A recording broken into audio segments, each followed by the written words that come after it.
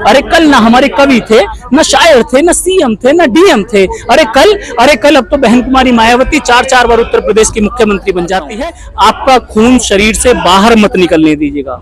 कैसा पड़ जाएगा? नीला पड़ जाएगा। नीला पड़ जाएगा।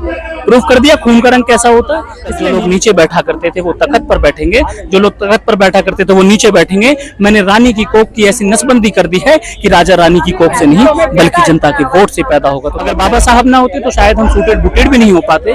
बाबा साहब ना होते तो शायद हमारे तन पर अच्छे वस्त्र नहीं हो पाते और हम चश्मा तक नहीं लगा पाते। तो कहने की कोशिश कर वाह रे बाबा साहब कमाल कर दिया। अरे वाह रे बाबा साहब कमाल कर दिया। वो कुछ भी ना थे, माला माल कर दिया। और रेंगते फिरते थे हम सड़क पर, तन पर कोई वस्त्र ना था और संविधान लिखकर तुमने धमाल कर दिया। वाह रे बाबा साहब तुमने कमाल कर दिया। अरे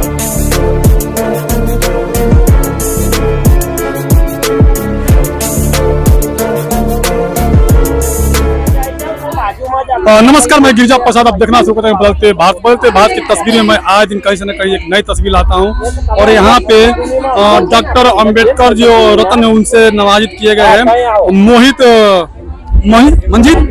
मंजीत जी हैं। तो उनसे पूरा परिचय लूंगा और सबसे पहले अपना परिचय दीजिए।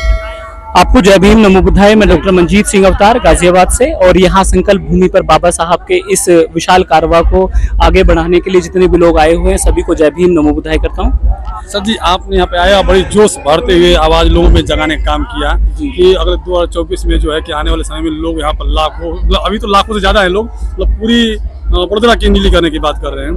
तो क्या यह संभव हो सकता है अभी? बिल्कुल ये संभव होगा। और देखिएगा अभी तो अंगड़ाई है, आगे बहुत लड़ाई है, हम सुनते आ रहे हैं लगातार।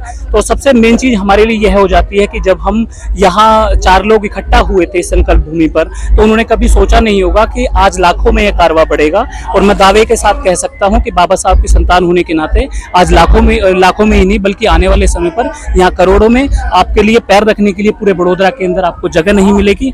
यह स्थिति हो जाए, क्योंकि मैं भी कविता के माध्यम से पूरे देश के अंदर जो बाबा साहब के कारवा को फैलाने की कोशिश करता रहता हूं। 2016 में डॉक्टर अंबेडकर नेशनल अवार्ड से सम्मानित भी हुआ। तो किसकी देन है?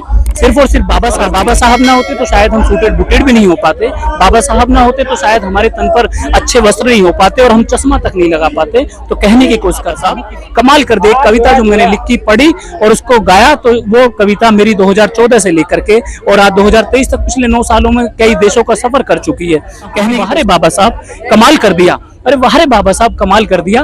वो कुछ भी ना थे, माला माल कर दिया। और रेंगते फिरते थे हम सड़क पर, तन पर कोई वस्त्र ना था और संविधान लिखकर तुमने धमाल कर दिया।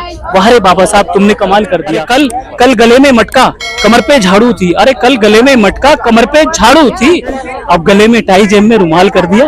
वाह रे बाबा साहब तुमने कमाल कर दिया। एक बड़ा कमाल उन्होंने क्या किया कि जब बाबा साहब ने संविधान लिखा, संविधान लिखने के बाद खुशी में वायलिन बजा रहे थे तो एक कांग्रेसी नेता उनके पास आए, कहने लगे डॉक्टर अंबेडकर तुमने कोई बड़ा तीर नहीं मार दिया है, सिर्फ एक संविधान ही तो लिखा है, ये कोई बड़ा तीर नहीं मार दिया। तो बाबा साहब ने कहा कि हाँ मैं मानता हूं कि आपने ये चीज कहा कि कोई बड़ा तीर नहीं मार दिया, लेकिन मैंने इतना बड़ा नीचे बैठा करते थे वो तख्त पर बैठेंगे, जो लोग तख्त पर बैठा करते थे वो नीचे बैठेंगे। मैंने रानी की कोख की ऐसी नसबंदी कर दी है कि राजा रानी की कोख से नहीं बल्कि जनता के वोट से पैदा होगा। बाबा साहब कमाल कर दिया, कुछ भी ना थे, माला माल कर दिया।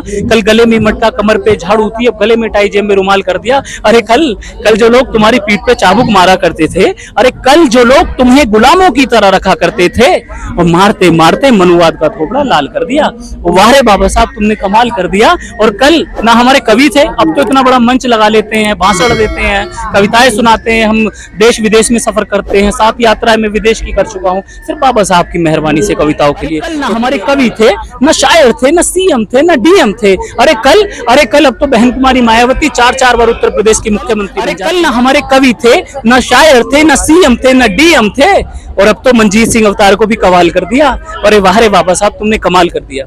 सर जी एक बात और है, आपने एक शायरी के माध्यम से लोग आपको पूरी दुनिया जानती है। आप उत्तर प्रदेश की धरती से यहाँ पे गुजरात में आए हुए हैं, गाजियाबाद से यहाँ पे आए हैं, वडोदरा सिटी में आए हुए हैं। अभी आपको यहाँ पे आकर कैसा लग रहा है?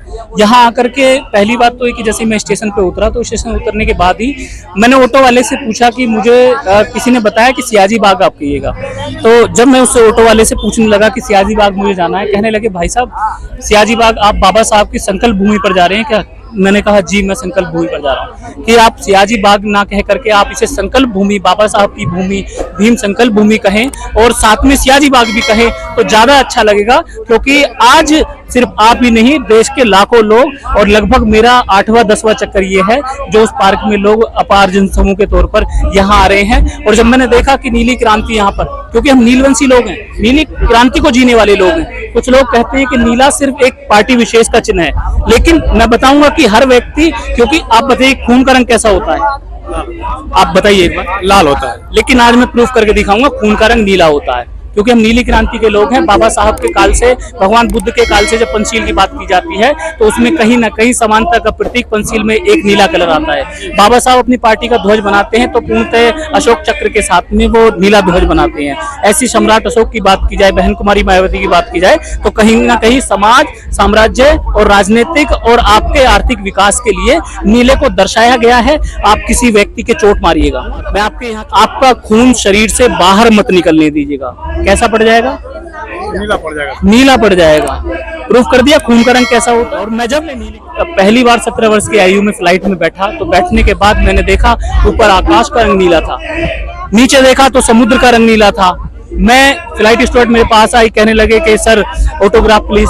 जब उसमें उसकी वर्दी का कलर नीला था और उसने मुझे जो स्याही दी, उस स्याही को जैसे मैंने ऑटोग्राफ लिख के दिया तो उस स्याही का रंग नीला था। तो तब कहने की कोशिश करता हूँ कि जब 7 समुंदर नीले हों, नीली हो अपनी आशा। अरे 7 समुंदर नीले हो, नीली हो अपनी आशा, और नीला झंडा, नीली चाहत, नीली अपनी अभिलाषा। अरे नीले का ही परचम फहरे, गीत यही बस गाते हैं। अरे नीले का ही परचम फहरे, गीत यही बस गाते हैं। ऐ भीमराव हम कोटि कोटि तुमको शीश नवाते हैं, ऐ भीमराव हम कोटि कोटि तुमको शीश नवाते हैं। शुक्रिया सर जी।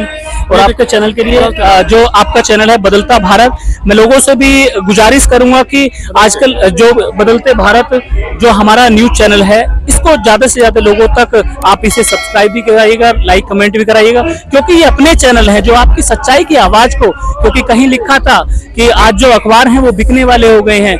मैंने भी लिखा था कि कौन कहता है निजाम बदलेगा, कि कौन कहता है निजाम बदलेगा और जेब कतरों का काम बदलेगा, और वही कोलू वही पट्टी होगी, बैल का सिर्फ नाम बदलेगा। तो इसलिए हमें बदलते दौर में बदलते भारत की आवश्यकता है। आप ज्यादा से ज्यादा ऐसी विचारधारा को आगे बढ़ाएं जो आपके लिए और पूरे भारत के लिए, बाबा साहब के सपनों को पूरा करने के लिए पूरे विश्व में हमारी एक अमिट छाप छोड़ के जाए। वो बहुत बहुत धन्यवाद बदलते भारत। शुक्रिया सर जी। वे मंजीत औजार जी से पूरे अपने शायर के अंदाज में जाने जाते हैं। लाखों लोग इनके पूरे भारत में फॉलोअर्स हैं और ये बहुत बेहतरीन लोगों के मतलब एक बात से अपना लोगों को आकर्षित करते हैं। तो आप लोग कैसा लगा इनसे मिल करके? अगर इनसे बात वाकई में अच्छा लगा तो वीडियो को प्लीज शेयर कीजिएगा। बदलते भारत में पहली बार है तो चैनल को सब्सक्राइब करें, लाइक करें, कमेंट करें। कैमरा पर्सन जीतू के साथ गिरिजा प्रसाद, संकल्प भूमि, बड़ोदरा।